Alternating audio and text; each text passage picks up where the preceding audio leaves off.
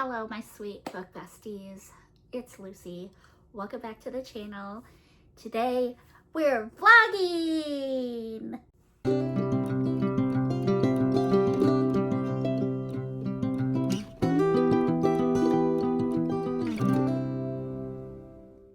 Alright guys, I'm so excited for this vlog because it is going to be a collab with the beautiful Taylor over at Tales with Tay.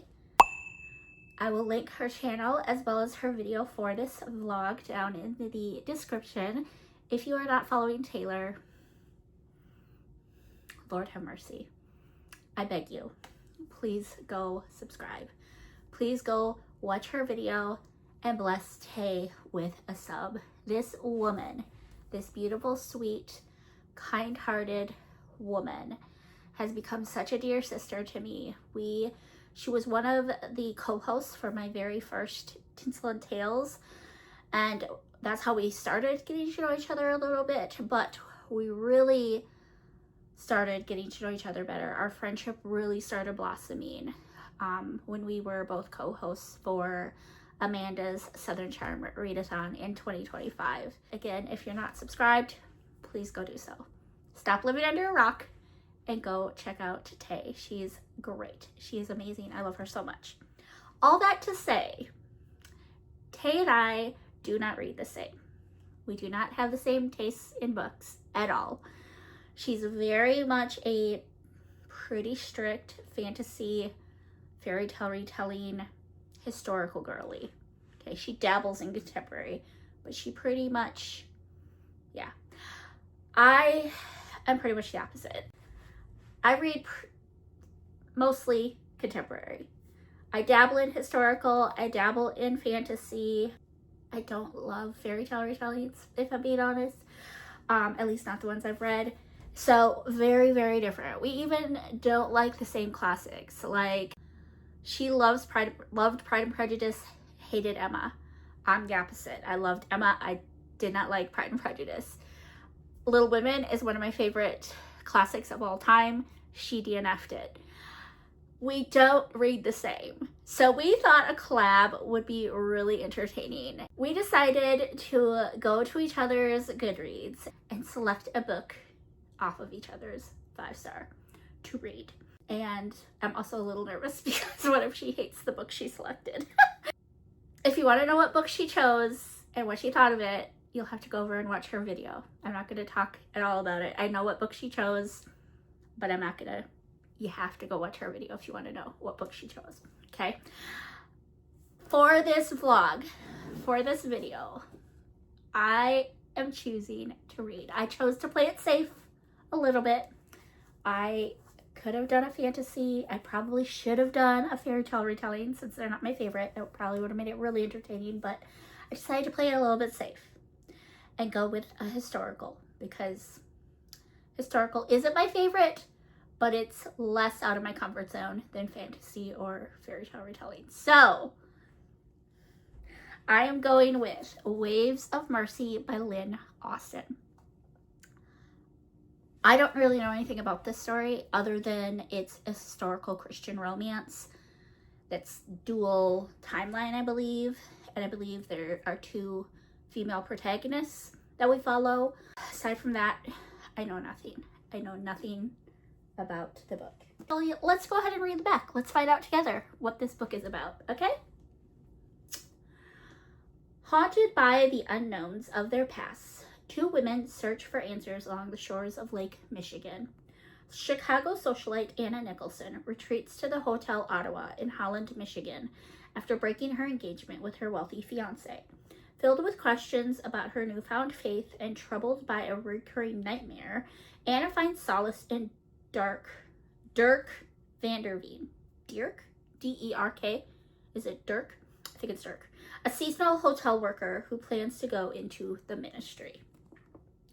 Prompted by a request from her son, Jesji?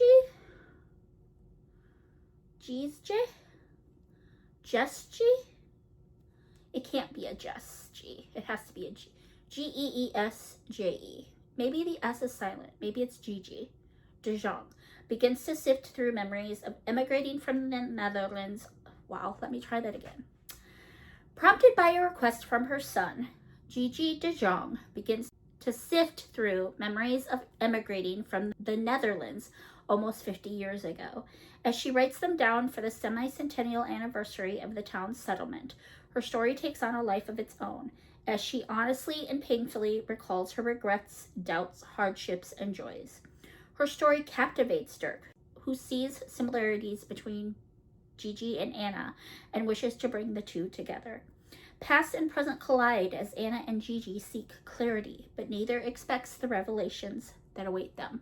I think it sounds really good. I have a few hours before I have to go into work, so I think I'm going to make some coffee and try to get a few chapters in before I have to go to work. So let's get this vlog started, guys. Let's go! All right, guys.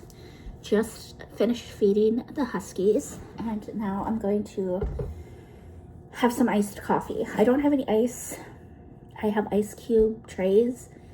I'm just lazy, so we're not gonna use ice. I got my cute auntie cup. This is just coffee that we brewed, and then we put it into the Stanley to store it in the refrigerator. I'm going to fill the majority of this with coffee because I like the flavor of coffee. And then we have this sweet and creamy silk almond milk creamer. And I'm just going to give a splash. And we're going to give it a stir. I don't like to put too much in it or it overpowers the coffee taste. That is perfection. It's perfection. Look at these sweet pups. This is Maggie, for those that don't know. She's 8. That's Titus. He is 4.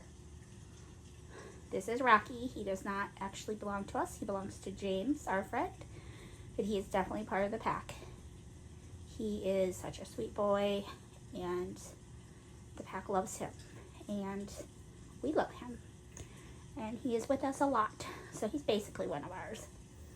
And then here's our little Isabella. She is 7. That's the pack. Maggie, can you say hello? Say hello, YouTube. I'm so pretty. Are you the prettiest? Or am I boring you? Am I boring you, Miss Maggie? She's so pretty.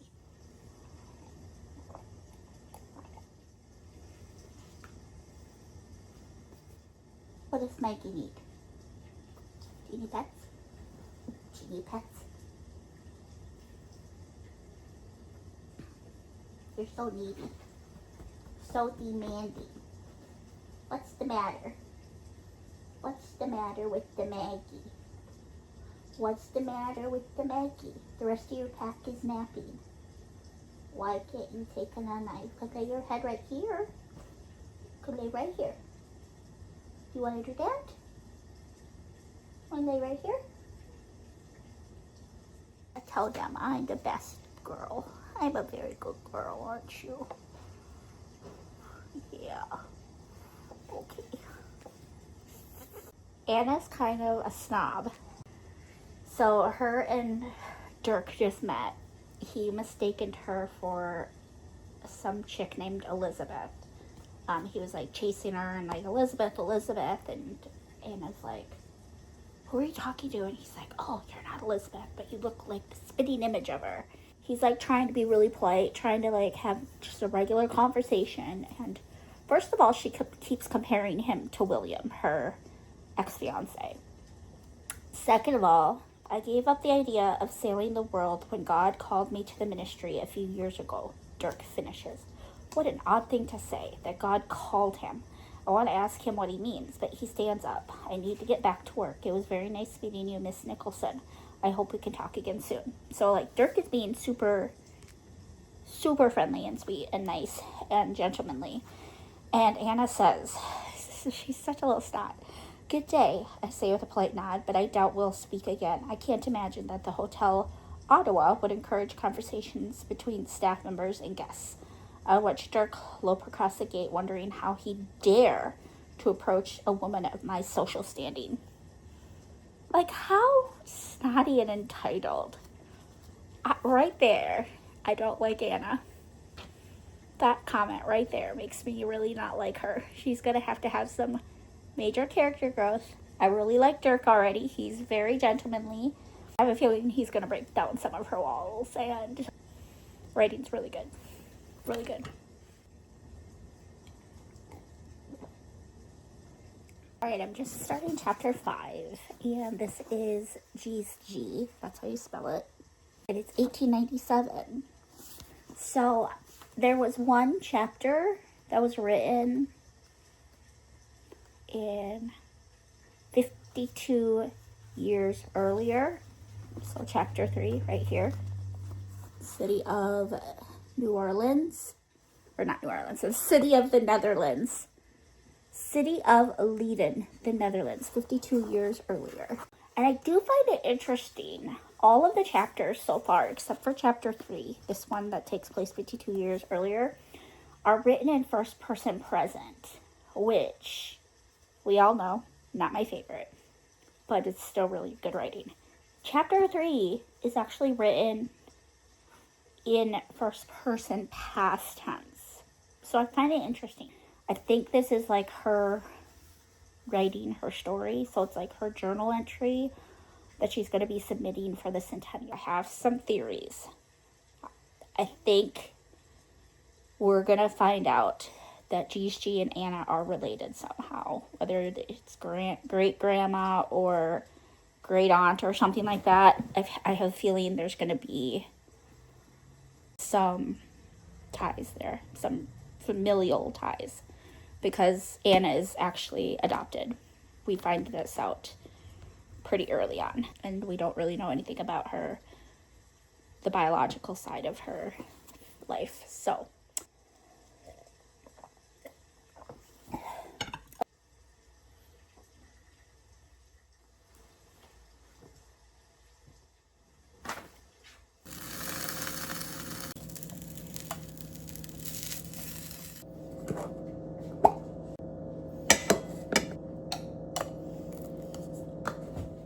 I finished chapter 5 and I'm really liking it, you guys. Anna's still kind of getting on my nerves. I really like G's G. Tell me how to pronounce it, Tay. But I do really like G's G, and I really like Dirk. The Christians went through some persecution, huh? In Holland back in the 1870s. That's wild. I didn't know about that.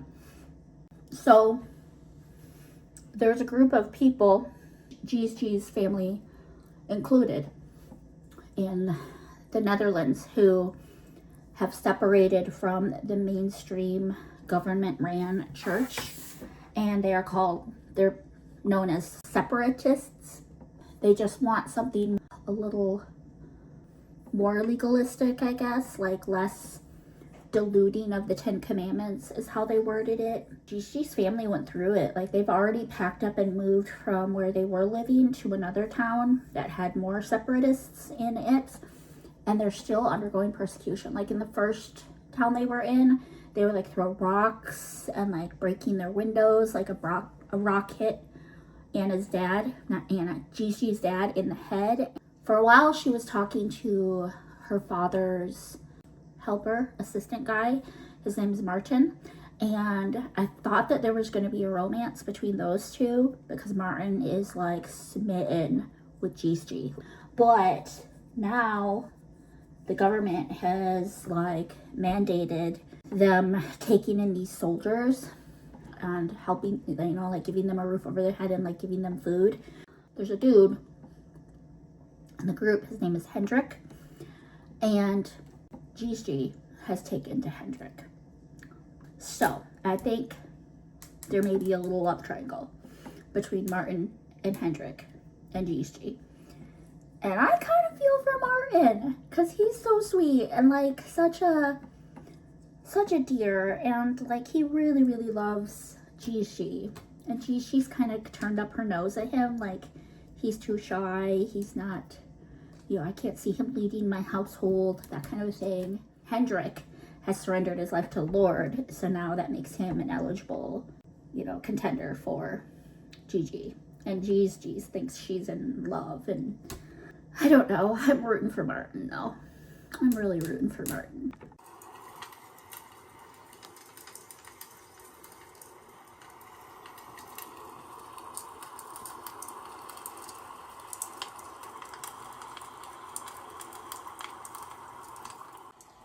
Okay, guys, I'm sprinting. And I've been listening to Waves of Mercy on audio. And I've been pronouncing her name wrong the entire time. This entire time, I thought it was Gigi or Jezgi or Gigi. It's not even a J sound, y'all.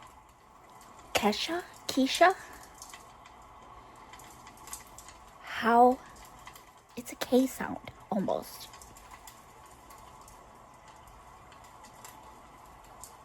That's crazy. It's crazy. I don't even know if I'm saying it right now. Kesha?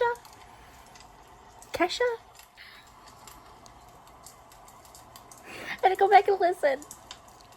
Keisha is how you say her name. This right here, that does not spell Keisha. It spells Gigi. Hello, you guys. Happy Thursday. Today is the 18th. Ignore my dogs. They're talking upstairs. I read a lot last night, you guys.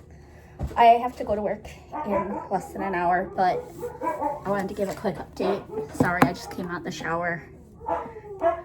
Excuse my towel. The pineapple towel. And of course, now that I'm filming, they're going nuts. They're going nuts.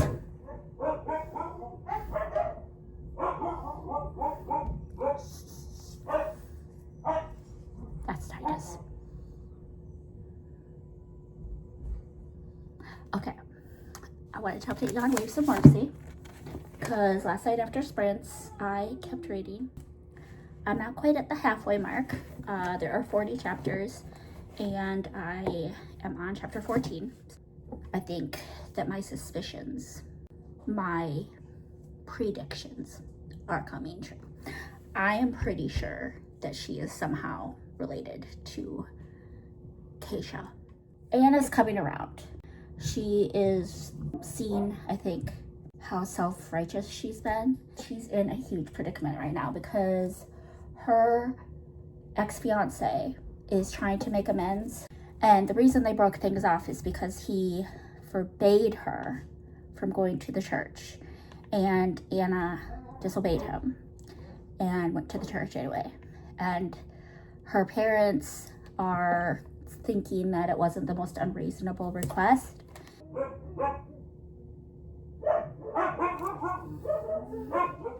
She wants to...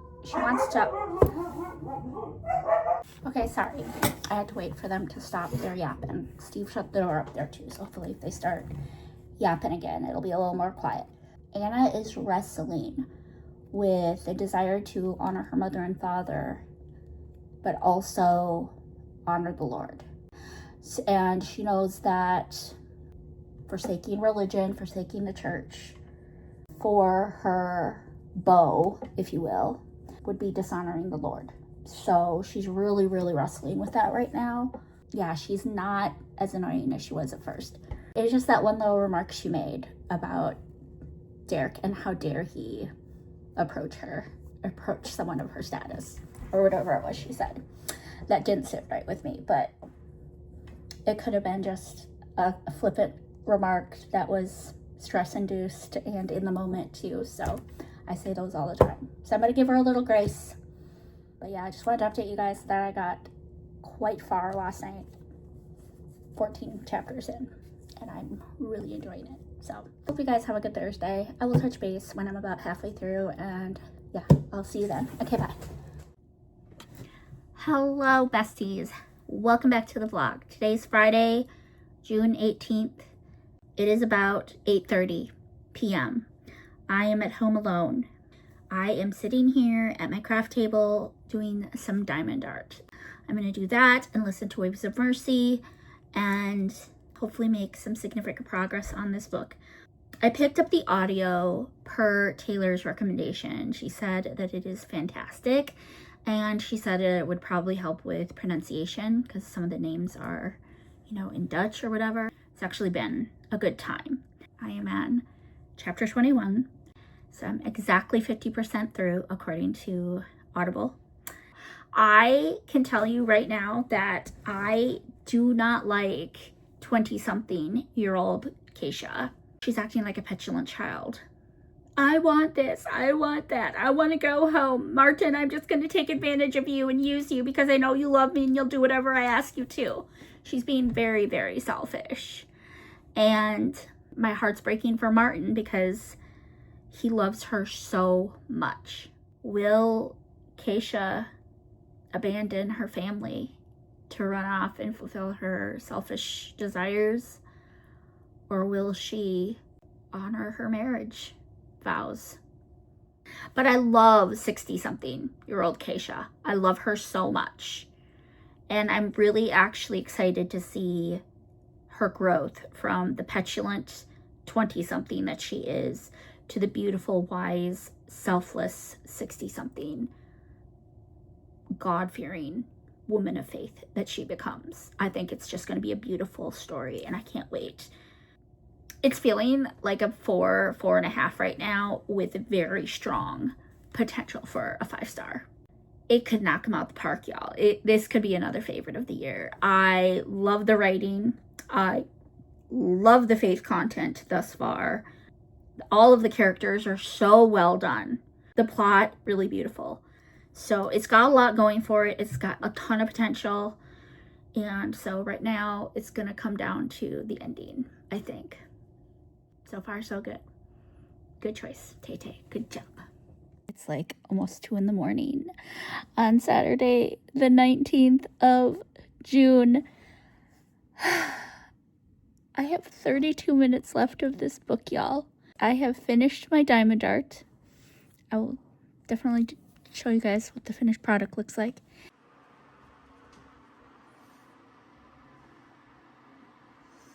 But I need to give you guys an update before the end because I have some very strong predictions and I want to get it on camera before I finish the book. Keisha's daughter, only daughter, Christina. Basically, she was the prodigal daughter. She rebelled, she turned against her faith, and when she was of age, she met a dude named Jack, and they fled to Chicago, and Keisha and her husband, Martin, they get a letter from her saying she's coming home, but they don't know that she'll be able to forgive her. And come to find out, Christina is on a boat, a ship, and it sinks. Like, Martin and Keisha are able, like, they see her drowned. They see the boat sink. And they pull her body. Christina's dead. Okay, she's dead. Anna has been having nightmares of a sinking boat her entire life. Of her sitting on her mama's lap on a ship that's sinking. I predict that Christina is Anna's mom and that Keisha is Anna's grandma. Because Christina and Derek's mom, Rosie, they were friends. And Rosie was on that ship too. And I think what happened is that Rosie and Christina ran into each other in Chicago. And Rosie brought Christina back to the Lord. And they were on their way back home. I also predict that Anna is not going to marry stupid William.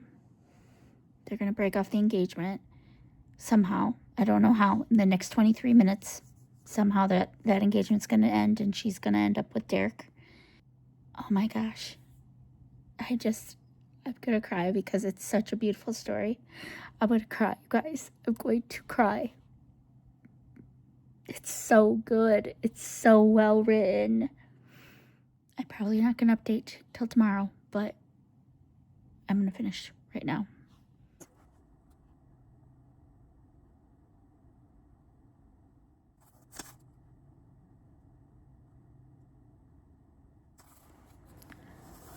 I think my predictions are right, you guys.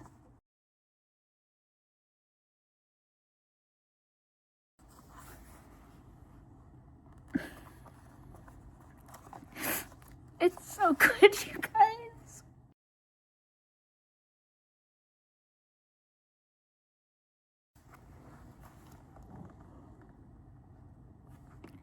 I was right, you guys. I called it. I called it.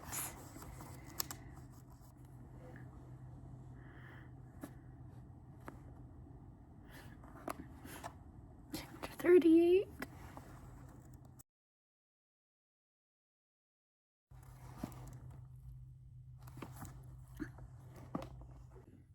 I swear, if she decides to marry William instead of Dirk, I am going to lose it.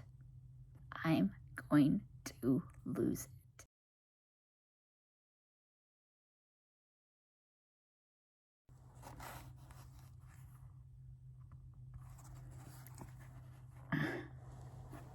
There's only 1, 2, 3 pages of this last chapter.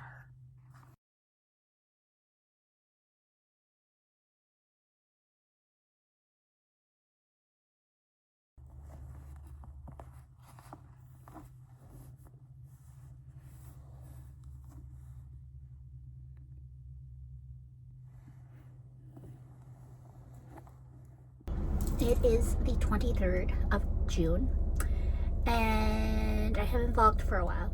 There's been a reason.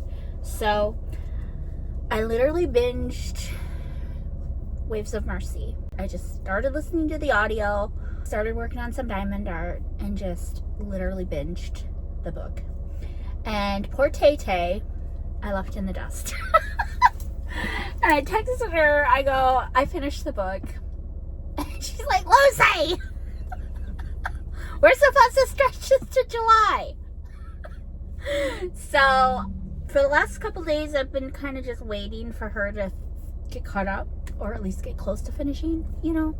And she just reached out and she told me that she finished. But we've decided that since we have quite a bit of time before, like, we're planning to post the vlog, we decided to each pick a second book from each other's 5-star on Goodreads, but we're not telling each other what we're reading. We're gonna make it be a surprise for when we watch each other's vlogs.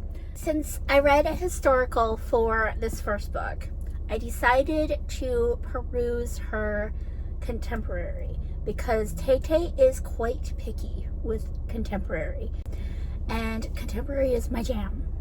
So I decided to see what books made her list. Now, one of them is a 5-star for me as well, and that is All That Really Matters by Nicole Deese. And that is a phenomenal book. It is very well written. So that's the standard. I was looking through the rest of them. She doesn't have a ton of contemporary on her Goodreads, and not very many of them are 5 stars. But I found one that I was a little intrigued by. I'm like, I wonder how I'm gonna feel about this. And I actually have it on my shelf. So I grabbed it and we're gonna give it a shot. So it is Love and a Little White Lie by Tammy L. Gray. I'm very nervous about this because I've read one other Tammy L. Gray book and I didn't love it. I read My Hope Next Door, I believe, and I only gave that 3 stars. There's a lot of irony in hitting rock bottom. After a heartbreak leaves her reeling, January Sanders is open to anything, including moving into a cabin on her aunt's wedding venue property and accepting a temporary position at her aunt's church, despite being a lifelong skeptic of faith. Choosing to keep her doubts to herself, she's determined to give her all to supporting Grace Community's overworked staff while helping herself move on. What she doesn't count on is meeting the church's handsome and charming guitarist. It's a match set for disaster, and yet January has no ability to stay away, even if it means pretending to have faith in a God she doesn't believe in. Only this time, keeping your secret isn't as easy as she thought it would be, especially when she's constantly running into her aunt's landscape architect, who seems to know everything about her past and present sins, and makes no apologies about pushing her to deal with feelings she'd rather keep buried. Torn between two worlds that can't coexist, can January find the healing that's eluded her, or will her resistance to the truth ruin any chance of happiness?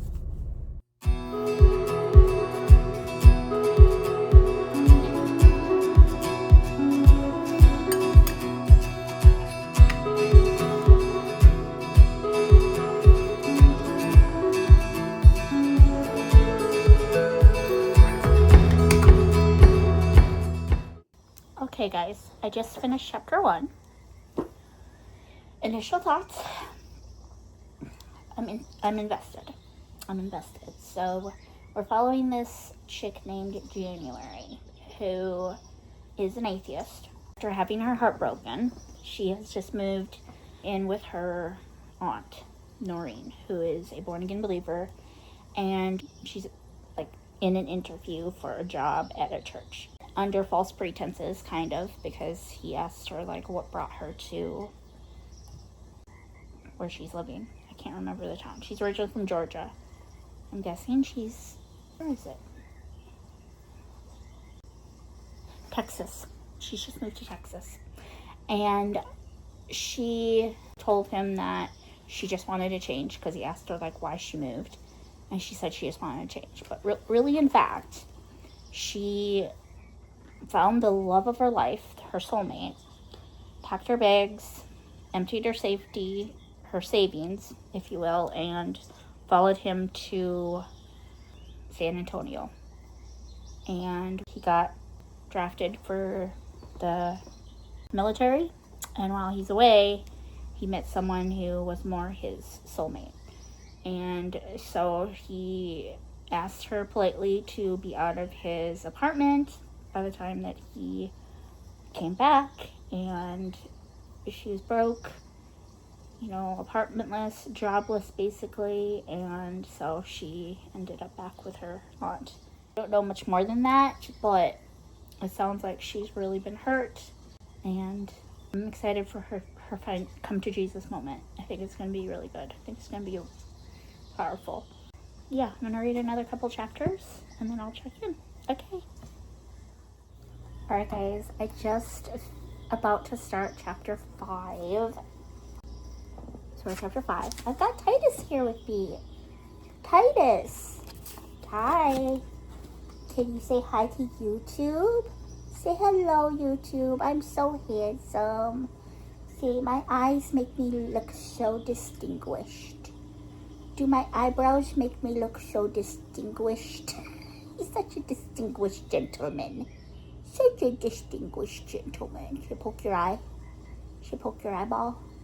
Good boy. You're such a good boy. You guys, I'm invested in this story. So she's met a bunch of the staff. Don't ask me to repeat their names. Most of them aren't sticking with me. But she just recently met these landscape guys. I know the son's name is Dylan. His dad's name, I think she calls Mr. Kyle. No, Kyle is the last name. So the dad is like really super sweet and nice to January. And Dylan kind of gives her an attitude. Like, he says something like, you look less broken or something like that. And like, so they don't have the best like getting off, because he's like, how dare you, don't know me, don't judge me, blah, blah, blah, blah. And he's like, oh, I know you, I know all about you, and about the guy that broke your heart. And she finds out that her aunt actually did tell Mr. Kyle about January's past, which means that Dylan probably knows about January's past. And so she's really scared that it's going to come to surface, and that it's going to get back to the church, and she's going to get in trouble or fired or something for lying, and it's going to expose her aunt also. It's written in first person present. I have to point it out every time. It's written in first person present tense, but it's not bad. It's not great, the writing, but it isn't bad. I'm really invested in this story. Like, I really want January's come to Jesus moment. Like, I'm already, like, rooting for her. Like, I already want to see her come to the Lord. The back makes it sound like she is potentially going to end up with the guitarist, whose name is Cameron. But I kind of felt a little bit of, like, chemistry between her and Dylan. Like, I feel like they have a lot in common. I feel like they're going to have a lot to talk about, and a lot, like, going to be able to help each other, you know, help each other heal. Because it sounds like Dylan has some hurts and trauma and troubles from his past too. So I'm kind of rooting for that romance to ensue. Titus, should we keep reading?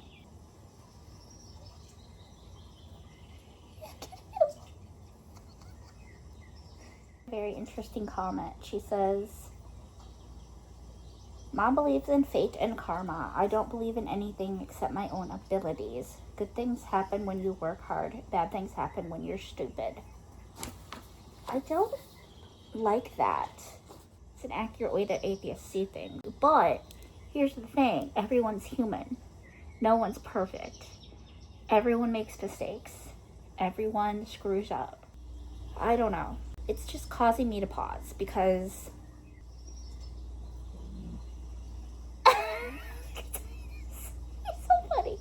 But what she's missing in that equation is the human condition. The human condition that while we can try to make good choices, sometimes bad things just happen because we can't control other people.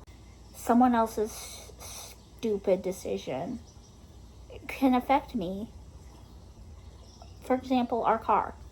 Okay, a couple of months ago, last month, our car got hit by a drunk driver. It was a hit and run. He didn't stop. He drove off. Our car was totaled. We lost our car. We lost our vehicle. And so, did that bad thing happen to us because we were stupid? Or did that bad thing happen to us because of someone else's stupidity? Like, it was stupid of that person to get drunk and get behind the wheel. So, I feel like there's just a little bit missing in that statement. That she's not taking into account that your decisions don't just affect you, they affect the people around you too. And other people's decisions can affect you, whether we like it or not. I just found it interesting, and I thought it was worth mentioning. Let me know your thoughts about that in the comments. You guys, she's literally describing my craft room right now, my studio. They're about to enter into Ralph's office. He's another one of the church staff. She's literally describing my studio. Listen to this. Listen. As we walk into Ralph's office, my brain nearly explodes. The problem with categorizing useless details to an obsessive level is that stimulation overload is a real thing. Not only is the office twice the size of all the others I've seen, but it's also a complete disaster. Like a serious, you may need to be on hoarders kind of mess. My glance darts across the room. The corners are filled with cardboard boxes, not labeled, but overflowing, with small magazines named Quarterly. Paper and trash fill the floor around Ralph's desk, even though he has 2 good-sized trash cans, both of them overflowing like the boxes. There are 4 bookshelves in the room, which are packed tight. Books are stacked in front of the vertical rows, to the point I can't even read the spines. A small table, maybe an intended workspace, is shoved against the back wall and completely covered with craft supplies and what looks to be old media equipment. The serial number on the TV is KR786W79V. I focus on that number and slowly the ache in my head starts to subside. The table covered with craft things and the bookshelves stuffed to the brim and the cardboard boxes all over the place, especially after all of the, like, birthday mail I've gotten from y'all. Thank you, by the way, to everyone that sent me a birthday gift. Thank you. She's describing it to the T right here. It's so bad, y'all. I need to clean my room. Okay, so she's just gotten her first task. I just finished chapter 5. She's just received her first task from Ralph, who is the dude that she's going to be working with the closest, it sounds like. And he has a big box of prayer requests, and he's asked January to sort them, to organize them by type. So like family, friends, health, financial, work, these, it's sorted by category. And January is just so like blown away that people actually pray for things. Like, she saw it as like when someone says, I'll pray for you, she kind of equated that with at the end of a conversation when you see someone you haven't seen in a while, you're like, oh, we should totally get together, I'll call you. But then never following through on it.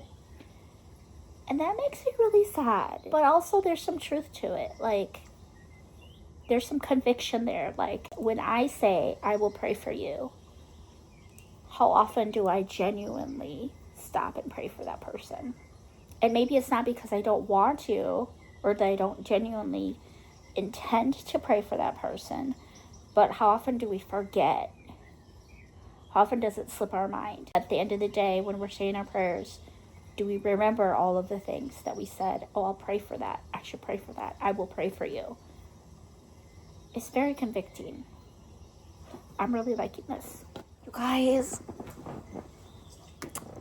I think this is going to be a love triangle between January and Dylan and Cameron. And I'm kind of here for it. I like love triangles. I know I'm the unpopular opinion, but it gives me someone to root for. And I'm not gonna lie to you guys, I'm 100% in this case rooting for Dylan. I like Cameron enough. He seems great. He's a godly man. He loves the Lord, good looking, all the things. But there's something about the way that Dylan and January interact that just makes me feel like they're better for each other. I really like where the story's going. While January was going through the prayer request, she came upon the request of a woman who's very mad at herself and mad at God because she put her mother in a nursing home. Let me go back to the prayer request and just read it to you guys. I'm a terrible daughter. 4 months ago, I put my mother in a nursing home because she no longer had the capacity to care for herself and needed full-time nursing assistance. Forcing her to leave her home only of 55 years was the hardest decision of my life and has damaged our relationship immeasurably.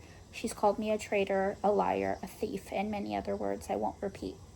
Now, to my dismay, the doctors have told me she's going blind. Her eyesight has been deteriorating for a while, but as of this month, she cannot even read the largest font on her Kindle. For her, this is a tragedy nearly as great as moving. Reading is her favorite pastime, and now even that pleasure is gone.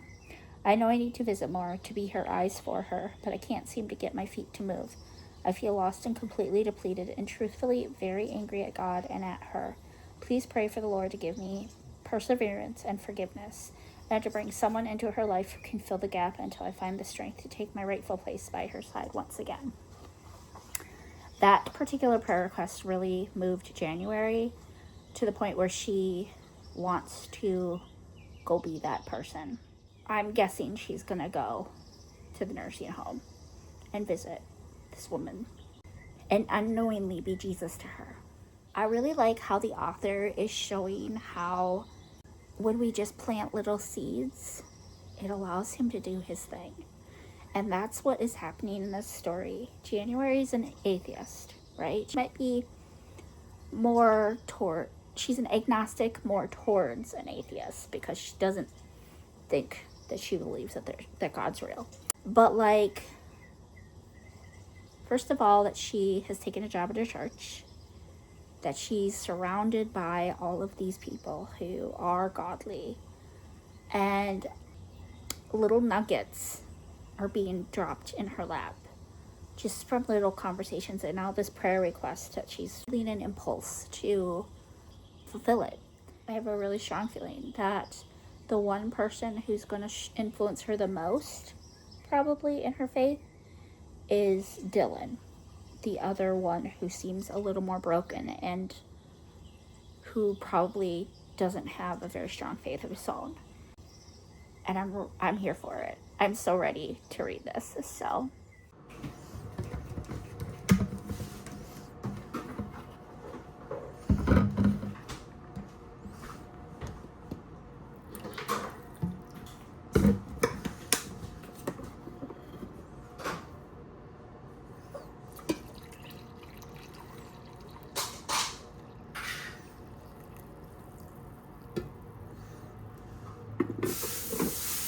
hello besties, welcome back to the vlog. Today's Wednesday the 24th. I'm sprinting, and I told y'all I'd check in when I'm halfway through Love and a Little White Lie. I've surpassed the halfway point. I think I'm on chapter 28 or 29 now. I have started listening to the audio just because A, it was free with Kindle Unlimited. I didn't have to use a credit or anything. And B, I've really been trying to get some things done in this studio / craft room here. And so I've been trying to listen and work simultaneously. And I've made some significant progress in the book, but I wanted to give you guys an update. I have some predictions of where this is going. I have some thoughts on how this book is going to end. And I'm not sure how I feel about it. We're at the part in the book where Cameron and January have started dating officially. And they seem to be really happy, but I have a huge, there's a lot of problems with this relationship. Cameron is under the impression that January is a Christian. And I feel like that's the only thing that he really likes about her. He wants to be with her because she's a good-looking Christian girl who seems to like him back. January is lying to Cameron. This should come as no shock to y'all, but I'm really upset with January right now. I'm really upset with her. I really don't like her a lot. She's really kind of making me mad because she is being very dishonest to Cameron. She's leading him to believe that she's a Christian when she's not. And I don't like that. I don't like that. And we could use the excuse, she's not a Christian, she doesn't know better. And I honestly, personally believe that that's a cop-out. Because regardless of what you believe, it's a universal truth that lying is wrong. And it wouldn't make me any less mad if this were a secular book. I hate it when characters lie to each other in secular books. I just don't like the deceit. And she's lied to him from the beginning. And I have a feeling Cameron's going to find out. I have a very strong feeling that he's going to find out that she is not a believer. And I'm really worried that it's not going to be from her. He's going to find out from someone else. My hope is that he does break up with her. I know there's so many people who hate the third act breakup, but y'all, especially in the dating phase, if you haven't been dating that long, sometimes I feel like it's good to take a step back and really re-examine if you're right for each other. And I think dating before you're married, I think that's the perfect time to take those breaks and to take those steps back and to examine, is this the person that the Lord wants me to be with?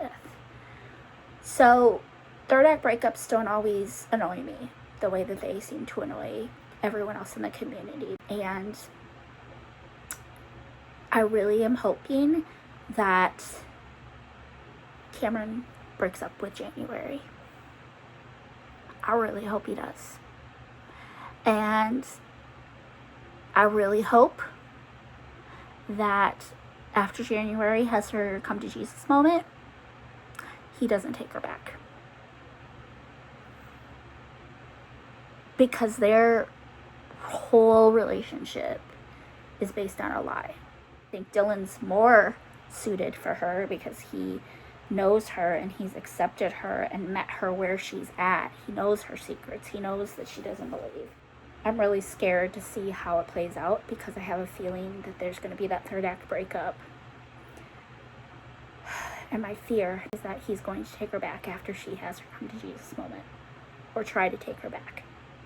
And poor Dylan is going to be left in the shadows. I'm really excited for Dylan's prodigal son moment too, because Dylan was a believer, but he kind of like turned his back on the church. And now he's come into the, the past of January, who's an atheist. And like I said, I think they're going to help each other. January's going to help Dylan come back to the Lord, and Dylan's going to help January come to the Lord. They're better for each other. I really hope they end up together and that Cameron moves on. He deserves someone who can give him more than what January can. So, feeling like a 3-star right now. I have about 2.5 hours left of the audio. After I finish this book, I will come back and give my final thoughts for both of the books that I read in this series, or in this vlog, and kind of where I landed for my ratings with both of them, and we'll just wrap things up here. Yeah, it's feeling like a 3-star, unfortunately. Because the writing is just okay, the characters are just okay, the story is really kind of making me mad more than anything else, and the content's alright. There isn't anything in the book that shouldn't be in a Christian fiction, aside from the deceit. I really, really hope that he doesn't take her back after her come to Jesus moment. I really hope. I really honestly want him to pursue January. I think, not January, Darcy, his best friend. I'm always rooting for the best friend. I don't know. The ending could sway me one way or the other, but I have to get back to the sprint because we're almost done. So I will see you guys. I know I said I wasn't going to check in, but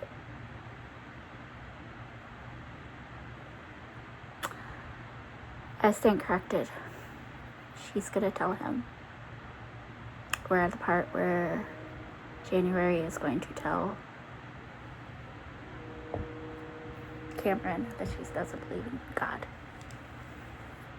Why am I so invested in this? The writing isn't even that good, y'all. Guys, it's midnight.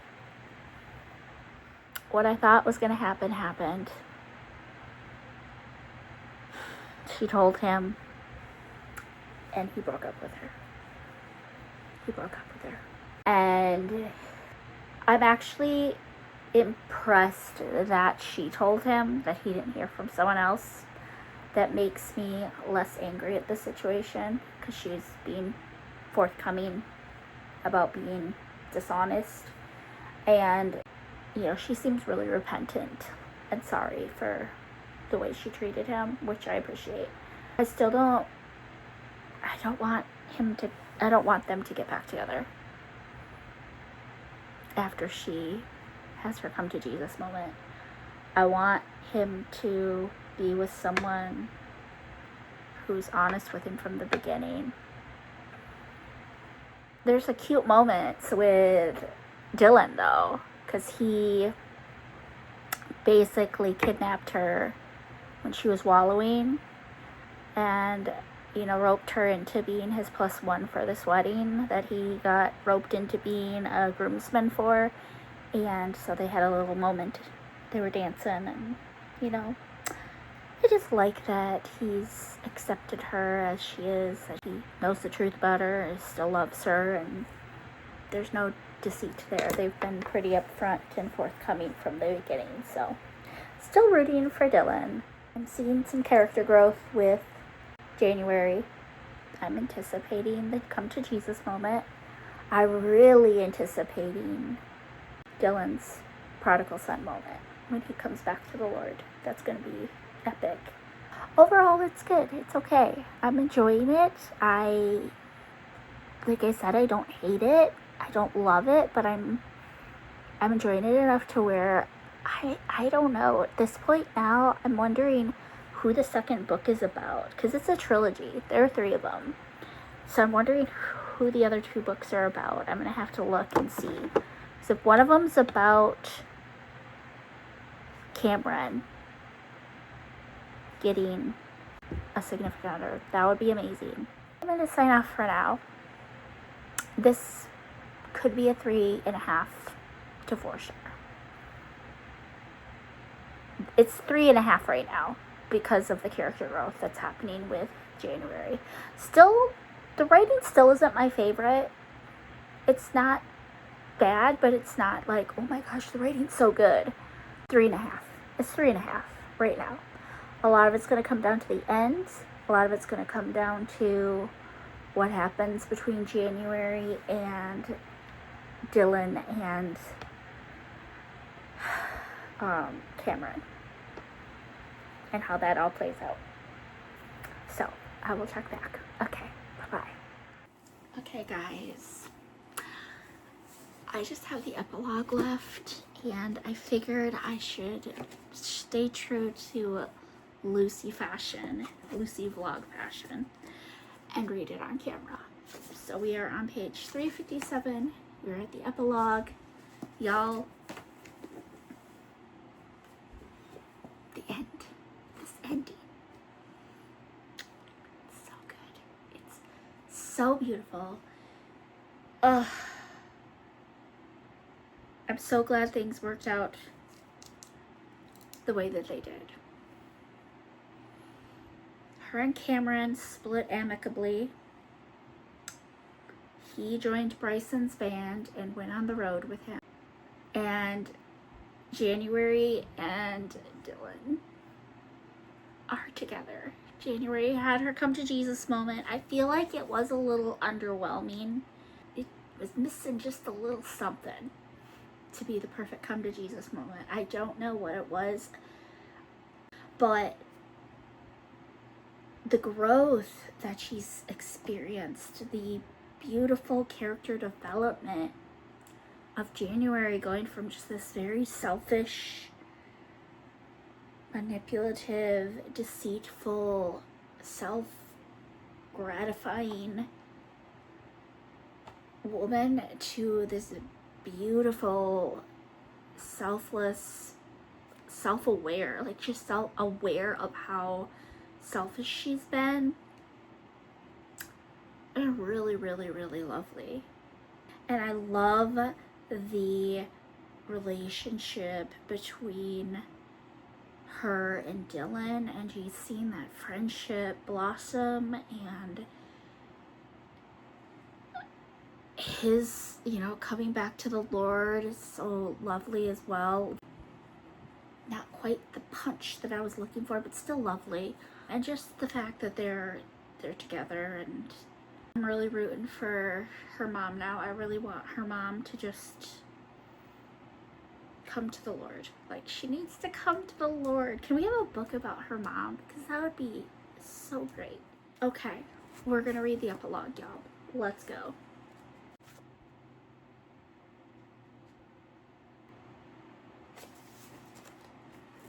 It's her wedding day. Her mom and her aunt are both there.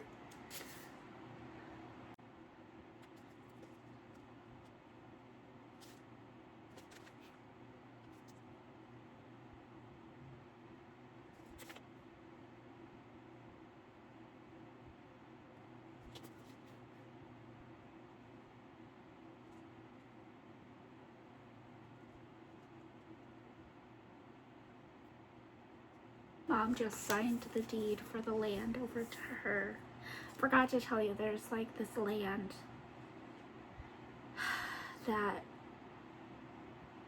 Aunt Doreen and Mom were both left in the will, and Mom has resented Doreen, sorry, their entire adult life pretty much, and now she's finally giving the land, her share of the land, to January.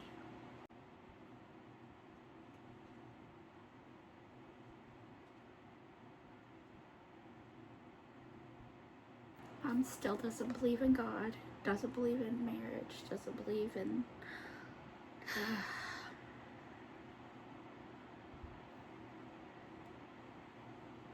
yes.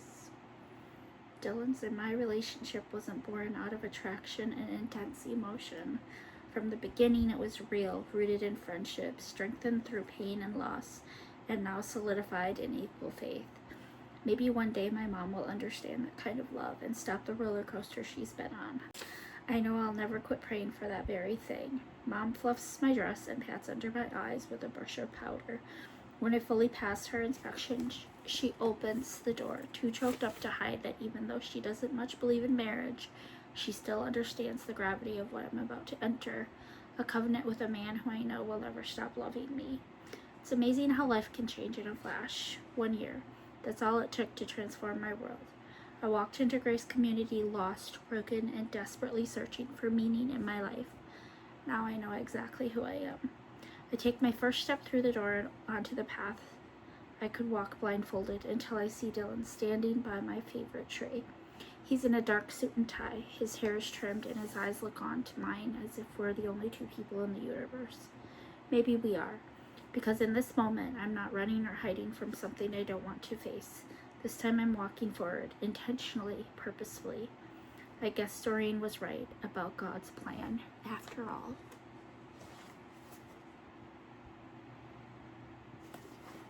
I take back what I said about the writing, y'all. It might have just been listening to the audio that kind of maybe cheapened it a little bit. It's really good writing, actually. You guys, how did I just do a 180? How did I just do a 180? Really good writing, beautiful story. The development of the characters was really, really beautiful. The resolution of the love triangle ended exactly the way I wanted it to.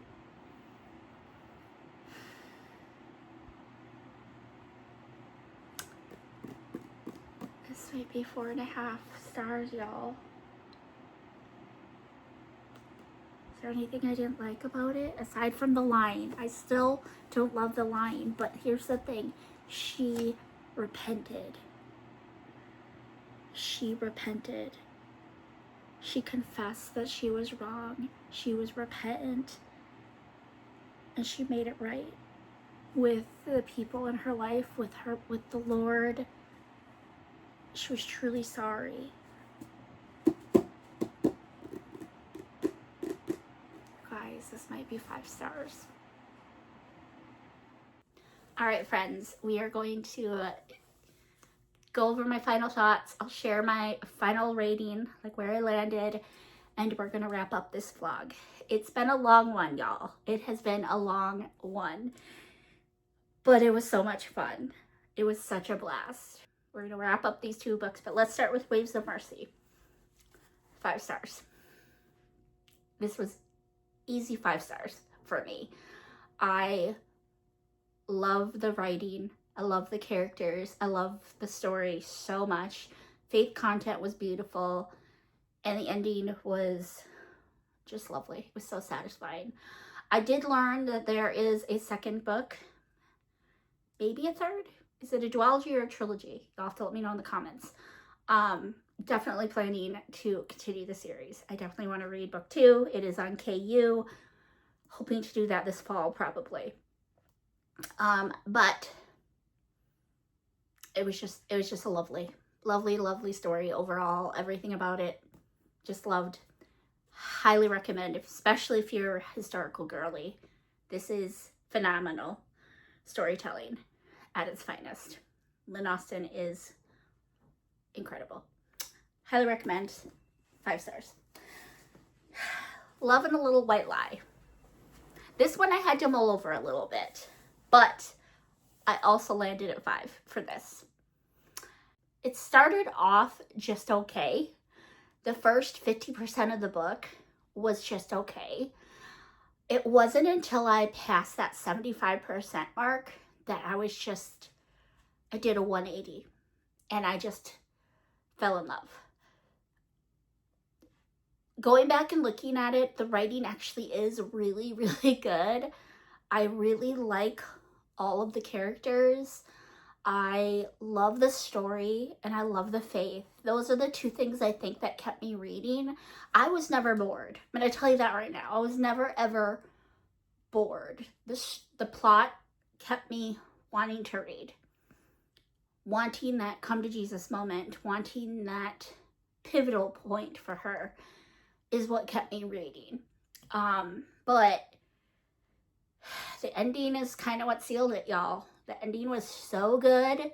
The way she resolved the love triangle, January's character development, her repentant heart. It's just lovely. It's just lovely. And so I have to give it 5 stars. Even though it was just okay in the beginning, it progressively got better. This is also a part of a trilogy. I definitely plan to continue the story. I do believe one book is about Darcy and another book is about Cameron, which tells me they probably don't end up together, which kind of makes me sad, but I still really would love to read Cameron's story. And this was 100 times better than My Hope Next Door.